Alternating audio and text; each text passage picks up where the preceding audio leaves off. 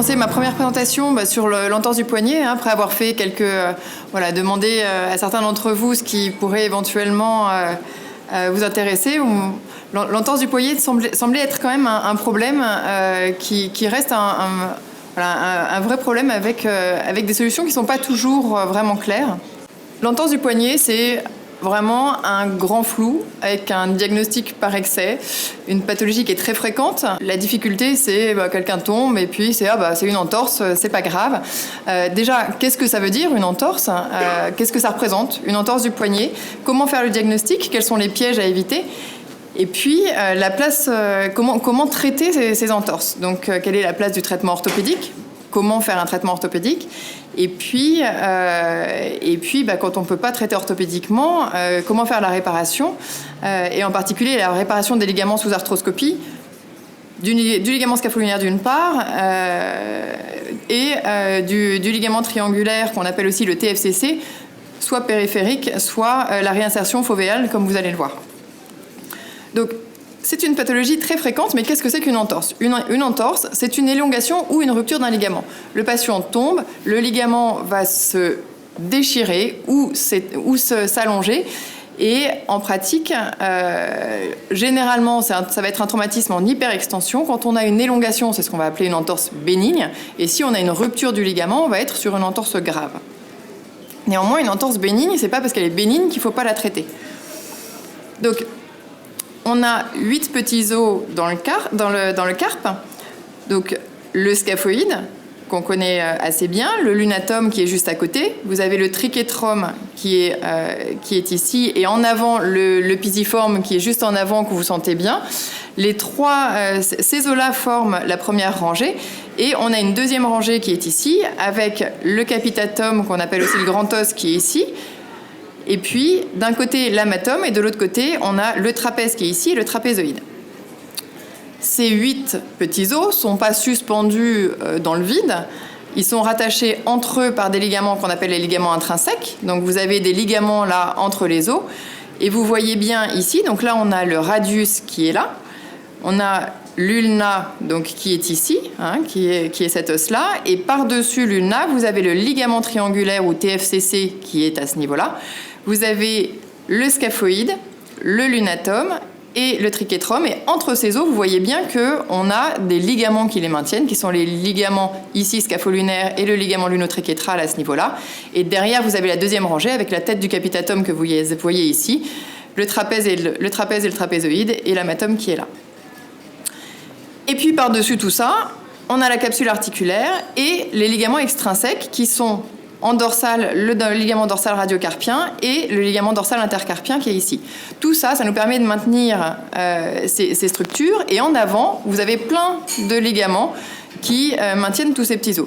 Tout ça pour vous dire qu'il y a plein de ligaments et qu'une entorse, c'est pas une entorse, un truc un peu nébuleux, on ne sait pas ce que c'est, on ne sait pas quoi faire, et puis c'est pas grave. Donc, le patient, généralement, tombe, il y a un traumatisme, mais pas toujours.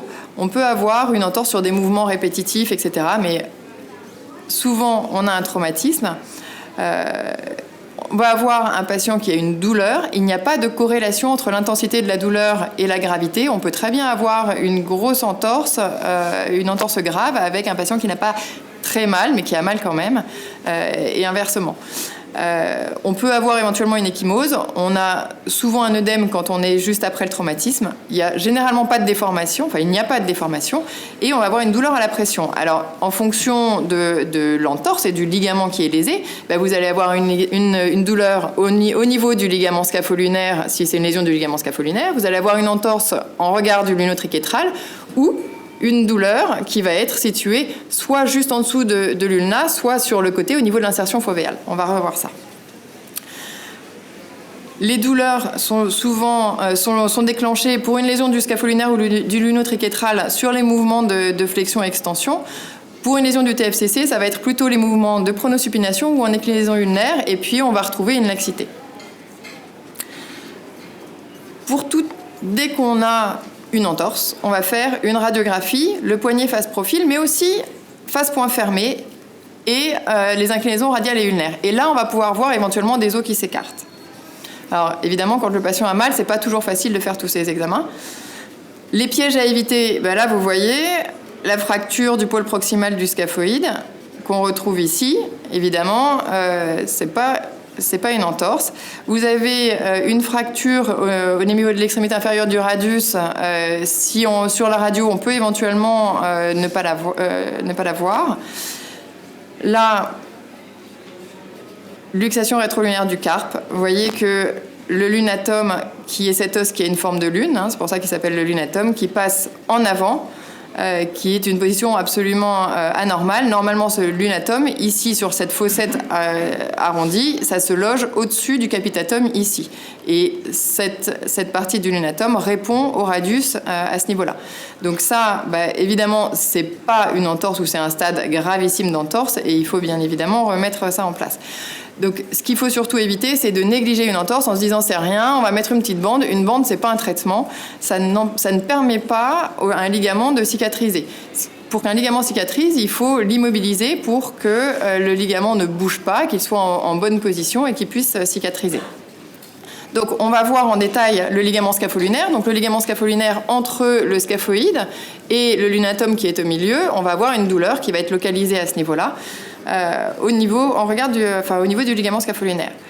Donc, on va faire les radios comme on a dit, et vous voyez que sur le face point fermé ou sur les inclinaisons, on va avoir un espace qui est anormalement grand. Normalement, l'espace est étroit, et là, on a ce qu'on appelle un diastasis, un espacement plus important entre les os.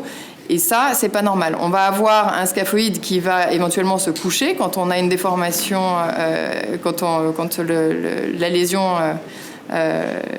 est éventuellement plus ancienne, mais parfois aussi en aigu quand on a vraiment une grosse lésion. On va faire pour ces lésions du ligament scapholinaire un arthroscanner qui va nous permettre de mettre en évidence la lésion. Vous voyez ici, l'arthroscanner, on a un éminent radiologue dans la salle. On injecte un produit de contraste dans l'articulation, dans les différents niveaux de l'articulation, donc en radio-ulnaire distal, ici en radiocarpien et en médiocarpien. Et le produit que vous injectez ne passe pas à travers le ligament si le ligament n'est pas lésé. Et là, vous voyez un ligament scapholinaire, vous avez le scaphoïde qui est là, le lunatome qui est là, et le ligament qui est entre les deux, le ligament ne passe pas à ce niveau-là. Vous voyez ici un gros passage du produit, ici aussi. Vous voyez qu'on a une déchirure de ce ligament et on voit là le ligament qui est de ce côté-là, avec un tout petit peu là, et on voit le passage du produit à ce niveau-là. Vous avez une déchirure de votre ligament. Alors, l'IRM, on voit un peu moins bien les lésions et en général, on demande je demande plus régulièrement un arthroscanner. Néanmoins, on peut voir quand même les lésions en IRM, mais dans tous les cas, de toute façon, que ce soit arthroscanner ou IRM, il faut des images de bonne qualité et il faut travailler avec des radiologues que vous connaissez et qui vous font des bonnes images. Vous avez ici un ligament scapholinaire, vous avez le scaphoïde qui est là, le lunatome qui est là, et vous voyez ici le ligament qui est entre les deux. Derrière, vous avez la capsule. Et entre la capsule et le ligament scapholinaire, vous avez ici ce qu'on appelle le DCSS, qui est le complexe capsulo-ligamentaire dorsal, dont je vous parle parfois, et qui est en fait cette structure parce que entre le ligament et la capsule, il n'y a pas du vide. Vous n'avez pas vos os, les ligaments, et puis derrière la capsule, il n'y a rien entre les deux. Il y a quelque chose qui s'attache, et tout ça, ça tient ensemble. Et ça, c'est ce fameux DCSS, ligament dorsal, là, et qu'on voit en arthroscopie ici. Vous voyez, là, on a donc le scaphoïde et le lunatome qui sont là, le ligament scapholinaire qui est là, la capsule est derrière, et le fameux DCSS qui est cette structure entre les deux, qui fait un pont entre les deux. Donc, quand on a une lésion aiguë du ligament scapholinaire, on peut tout à fait mettre une attelle. Si à la radio, on n'a pas un gros diastasis, si on n'a pas de diastasis à la radio, qu'on a une lésion, une entorse bénigne, il n'y a pas de raison, la nature est bien faite. Si vous laissez le ligament en bonne position, il va cicatriser. Et donc, on peut se contenter de mettre une attelle sur ces lésions du ligament scapholinaire, à condition de les prendre tôt. L'attelle, on va la garder pendant 6 semaines. Donc là, vous voyez ici, on est dans l'articulation radiocarpienne, et là, vous voyez qu'on a une grosse déchirure ici du ligament scapholinaire. à ce niveau-là. Normalement, il est bien joli, bien lisse. Et là, vous voyez qu'on a des franges qui pendent dans l'articulation. Donc, on va commencer par faire un débridement avec ce qu'on appelle le shaver. Donc ça, c'est le shaver. Et puis, on va recréer une lésion fraîche. Parce que quand on le répare, on attend de ce ligament qu'il cicatrise. Et pour qu'il cicatrise, il ne faut pas une berge qui soit vieille il y a 3 mois ou 4 ans.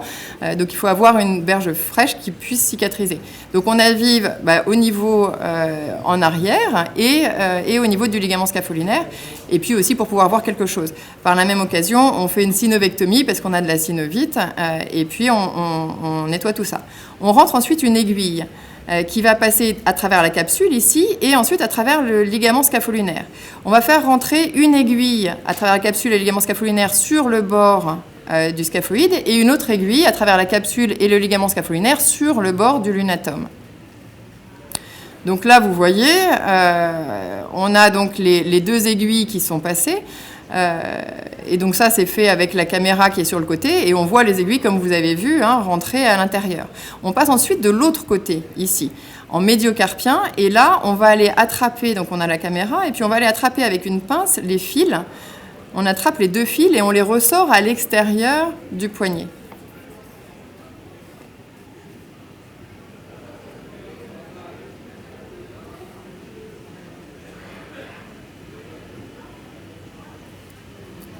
Donc, vous voyez là les fils qui sont tractés, qui sont tirés dehors, ce qui va permettre de faire un nœud là-dessus.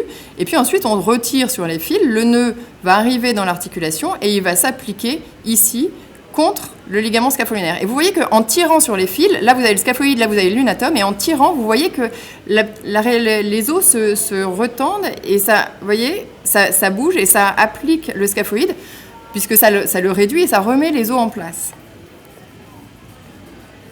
Donc là, je relâche ma traction. Vous voyez que les os s'écartent quand on est avec le petit crochet. Et puis quand on refait la traction, quand on va retirer sur les fils, là on tire sur les fils, les 2 os se rapprochent. Et si on essaye à nouveau de passer avec le petit crochet, on ne peut plus passer entre les 2. Donc on a une bonne suture qui va tenir et qui va nous permettre d'obtenir la cicatrisation naturelle du corps puisqu'on a remis les choses en bonne position. Vous voyez que là, quand on essaye de mettre le crochet, ça ne s'écarte plus. Oups, pardon. Donc au final, on a notre nœud qui est sur le ligament, le nœud qui est de l'autre côté sur la capsule, avec le DCSS qui est au milieu, et on obtient, ça c'est une coupe qui a été faite sur cadavre, la suture entre le ligament scapholinaire, le fameux complexe capsulo-ligamentaire dorsal et la capsule qui est là, et tout ça qui doit cicatriser ensemble. Après ça, si vous bougez tout de suite, évidemment, votre fil il va sauter. Donc on repart sur une attelle pendant 6 semaines, en attendant que ça cicatrise. Et puis après, on fait la rééducation.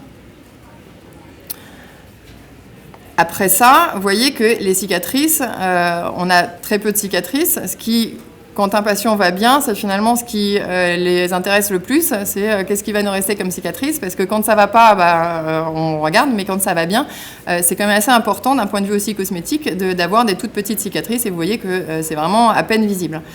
Et étant donné qu'on n'a pas ouvert, ça colle peu et en général, on récupère quasiment toutes les amplitudes articulaires ou quasiment. Mais on récupère une très bonne mobilité. Là, c'est un grade 4 avec une grande instabilité. Vous voyez qu'avec la caméra, j'arrive à passer entre le scaphoïde et le lunatum. On va repasser entre les deux, vous allez voir. Donc là, c'est vraiment un stade majeur de disjonction. Là, j'ai les 2 os qui sont de chaque côté. Il y en a un qui est là, l'autre qui est de ce côté, vous voyez. Et je peux passer de la radiocarpienne à la médiocarpienne, et là, au fond, c'est la tête du capitatum. Donc, en passant de l'articulation radiocarpienne, on arrive à passer dans l'autre. Là, c'est un stade majeur d'instabilité. Et dans ce cas-là, on rajoute des petites broches pour aider à maintenir en plus de la suture. Ces broches-là, on les garde pendant 8 semaines, on les enlève au bout de 8 semaines, et la rééducation n'est commencée qu'au bout des 8 semaines. Donc là, c'est une série qu'on avait revue sur des patients qui avaient été opérés entre 2008 et 2013 sur 221 lésions du ligament scapholinaire, essentiellement des hommes. C'est des patients qui sont jeunes, il y a beaucoup d'accidents de sport, donc âge moyen 38 ans, 192 cas étaient des accidents de sport et dont 61 des sports de haut niveau. Le délai moyen entre l'accident et la chirurgie était de 7 mois. Maintenant, on peut le prendre en charge, même plus tard si besoin. On le prend en charge quand il faut. Il est bien évident que plus on prend le patient en charge tôt, meilleurs sont les résultats. Le suivi de ces patients était de 39 mois. Et donc, on a regardé la douleur qui passait d'une EVA de 7 à une EVA de 0,9. Il y avait 5 cas d'échec qui étaient des stades 5, avec une disjonction statique majeure, c'est-à-dire qu'à la radiographie, on avait, même sans faire les mouvements, on avait un énorme diastasis initial. Qui sont les cas qui ont été en échec. Au niveau des amplitudes articulaires, on a retrouvé une flexion-extension normale dans 84% des cas, sachant que vous allez voir, mais dans tous les cas, la récupération est très bonne, même si elle n'est pas complète, on a quand même des amplitudes qui sont excellentes. La récupération de la force également, vous voyez que elle a récupéré une force qui est identique à celle du côté contralatéral. Et là, en termes d'amplitude, on a récupéré des amplitudes, même si elles ne sont pas toujours ad integrum. Vous voyez qu'on a en post-opératoire des amplitudes articulaires qui sont assez similaires par rapport à celles du côté contralatéral. Les patients ont tous repris le sport et ils ont pu récupérer leur niveau antérieur. Au niveau des scores fonctionnels, donc plus ça monte, moins c'est bien. Et donc on passe d'un score de DASH à 50 à un score de 9. Et le Mayo Score, on avait donc une grande majorité d'excellents résultats ou de bons résultats. Les 5 mauvais résultats étaient les 5 cas qui étaient des stades statiques qui n'étaient pas possible de réduire. On a pu constater que, bien évidemment, plus la prise en charge est précoce, meilleurs sont les résultats. Il y a eu 25 cas de raideur, entre guillemets, mais attention, ça reste quand même avec des amplitudes de 40 à 60 degrés, donc qui sont quand même des amplitudes qui sont tout à fait satisfaisantes, et on n'a pas les mêmes amplitudes articulaires quand on fait une intervention à ciel ouvert. Il y a eu 4 cas d'algodystrophie qui, malheureusement, est une complication qu'on peut avoir en chirurgie de la main, quelle que soit la technique. En pratique, il ne faut pas négliger une entorse du poignet. Une entorse du poignet, il faut la traiter. Si vous avez une entorse bénigne, on peut, sans chose évidente sur la radiographie, on peut faire un traitement par attel si vous le prenez rapidement en charge. En cas de douleur persistante, on va faire un traitement chirurgical. Il faut toujours faire des radios de toute façon dès le départ pour s'assurer que vous passez pas à côté d'autre chose. En cas de douleur persistante, on va partir de rechercher une lésion ligamentaire. Si le traitement orthopédique ne suffit pas, on va aller faire tous les examens, arthroscanner, etc., pour aller vérifier si on n'est pas passé à côté de quelque chose. Voilà. L'arthroscopie, c'est maintenant une technique qui est fiable, qui est peu invasive, qui donne de bons résultats et qui, pour moi, aujourd'hui, est un gold standard. Ça me paraît... aujourd'hui, je traite toutes ces lésions sous arthroscopie parce que c'est beaucoup moins iatrogène.